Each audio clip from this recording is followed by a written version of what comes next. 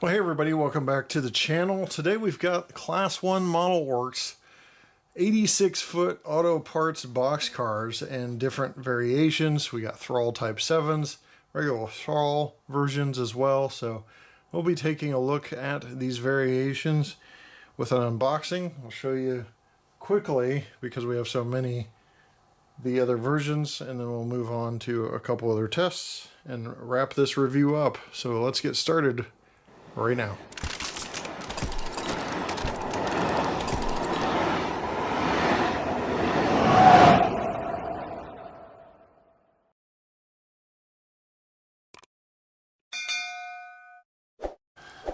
All right, pretty long box here for this Thrall 86-foot boxcar. 1/87th means this should be about a foot long. So you just pop open the end here after you can see the little window with the flip up tab. And inside, I picked UP, of course. This thing's so long we have to zoom out to see it, but plastic blister packaging, pretty simple, no paperwork, which I'm fine with, as I've mentioned before on reviews with no paperwork. I'm good with that. There is your UP version out of the box. So let's take a closer look and talk about some variations. All right, the main spotting feature you're going to see on these cars is either you have the double doors in the middle or two sets of double doors on each side. So this is the single double door set here in the middle on this UP version, but let's get into some detail. All right, we talked about 7 total types of boxcars in the full review of these Class 1 Model Works 86-foot auto parts boxcars. So we won't be covering all of those details again. I'm just going to point out some basic details and differences, and we'll move along to other versions because there's so many versions of these to look at, 8 in total, that we could really be here forever. So UP here on the side. On this, you've got a patched out area, the road number, you've got all of the detail of the boxcar doors, as we're going to show you here, including rivet detail, the latches, the instructions to open and close the latches. There's the track for the doors because they are plug-in, so they pop out and roll to the left and right to open up. This actual model does not, but that's how the real one works. Automated railway to the right here, and you can see the load limits and specs on that. And as we go to the end, you can see the brake wheel, brake chain, crossover platform, coupler cut bar, and airline hose, along with some separately applied grabs, and the road number is on the end as well. As we switch over to this side, more of the same.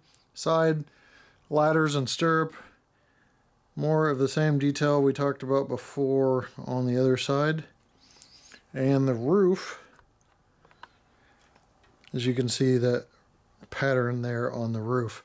Now, one thing I do want to show you as well is the underside, because Class 1 Model Works really spares no expense or time research on these details. So you've got all the support bracing.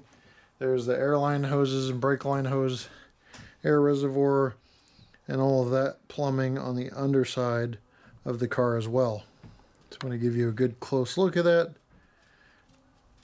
You can see all the way down to the other side. Now, the way I'm going to do this review is show you all of the box cars with the doors in the center, and then I'll show you all the ones with the doors on both ends. But just so you know a little more about this car, again, most of this is mentioned in the full review, but these ran between 1963 through 78. They were produced, and they ran all the way through present day almost. I've seen some CSX and have some CSX boxcar logo auto box cars, so some are still out there around and still operational, usually pretty bad shape, but they are still out there, some of them. So these versions are all obviously fallen flags, and well, some of them are fallen flags, but railroads and eras that were pre-modern. But you can see on this Norfolk and Western, the crossover platform on the end there. You've got the tack board, the airline hose, stirrups again. Most of this we covered. You can see the weld lines a little better and the rivet detail. You can read the box or the doors a little better, the writing on the doors. Norfolk and Western there, airline hoses. Got your brake wheel and crossover platform there as well. Airline hose on that side. And more of the same over here. Here we have Chicago and Northwestern. On the bottom here, you've got the triple valve, and on some variations of this car, the handbrake is lowered. So that means the retaining valve is located down near the triple valve. In the sea of black, it's a little hard to see.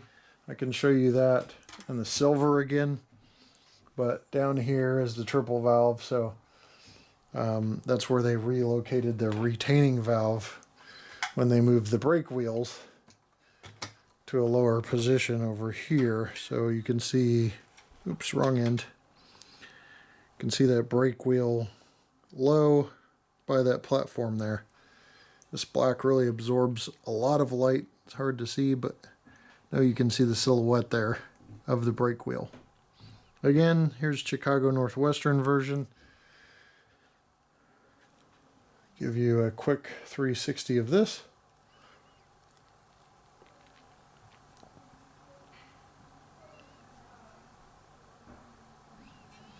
Separately applied grabs on the ends. Lots of really fine detail from Class 1. Here's a New York Central scheme. As you can see, those rivet details pop out a little more on those silver doors.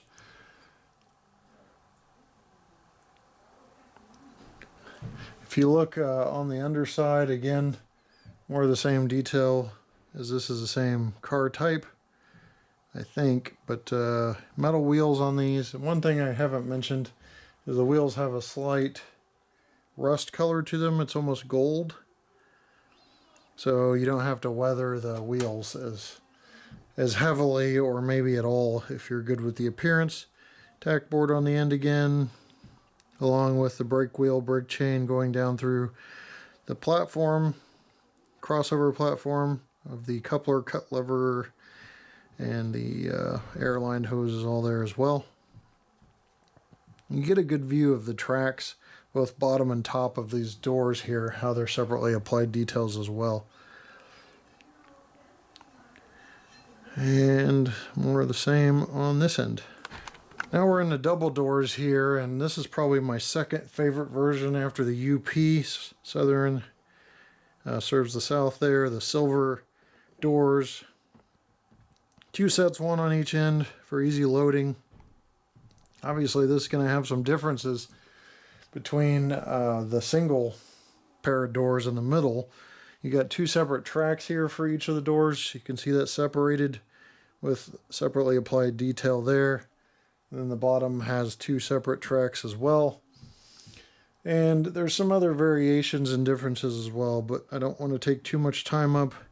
But overall, again, that full review has some of the details of these cars.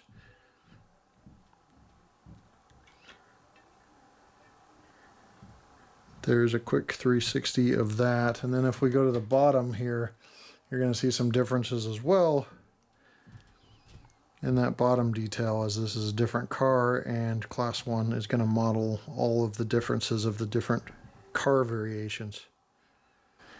Here's a Norfolk and Western, a very black scheme that's going to be hard to pick up on camera as it wants to absorb a lot of the details, but at least you have a nice contrast with the printing, and that printing is clear and legible. As we zoom in here, you can read that. And you can see really close some of the details of these cars.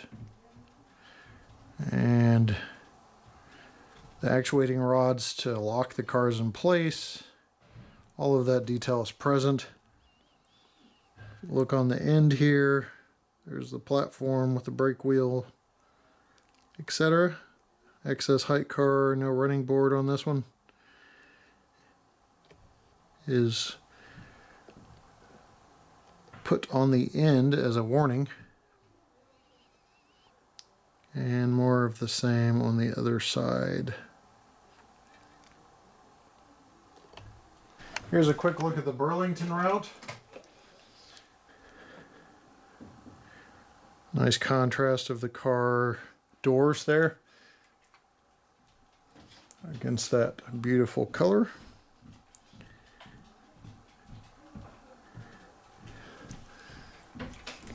Gives you a quick view of this. It's a 360. Alright, here is the Mopac version. Again, 2 sets of double doors. Mopac is Missouri Pacific, by the way, in case you didn't know. And a lot of the detail we've already covered is present on this car as well. So there's a quick 360 of that. And a quick look at the bottom as well. As you can see, the bottom detail between the double doors, 2 sets of double doors and the single set of double doors is different. The NMRA says for weight, recommended is 1 initial ounce plus ½ an ounce for each inch of car length. And this car length, just the body length, is about 12 inches. So it's going to be 7 ounces needed on this to comply with the NMRA. And we have 8.0 ounces. And that means you should get good traction through turnouts and less derailments by exceeding the NMRA suggested weight, or at least being the NMRA suggested weight. I'll look at one of these on camera. The wheel sets are usually engaged, but I'll check the others off camera, and if there's something different I'll report to you, but pretty much looks to be engaged on all 4 of those wheel sets. I do a free rolling test to tell you if your rolling stock is going to weigh down your train, and these are definitely free rolling. You should be having no issues weighing down your train. Body wobble test, I move that to see if it'll continue to wobble, and it has on both of these. And I'll check a few others, but it looks like you may need to tighten up the trucks to reduce that body wobble, but you may cause binding issues in doing so. But you're going to get some body wobble maybe through turnouts and such that may continue, so be aware of that. Alright, that was a quick look at the Classonemodelworks 86-foot auto parts box cars in several different versions. So overall, very well executed model, rolls well, looks nice, and is great for the era modelers that have these. There's still some out on the rails like I mentioned before, so be sure to check them out while you can. I'm going to leave you with a run by. We'll see you next time right here on the channel. Take care.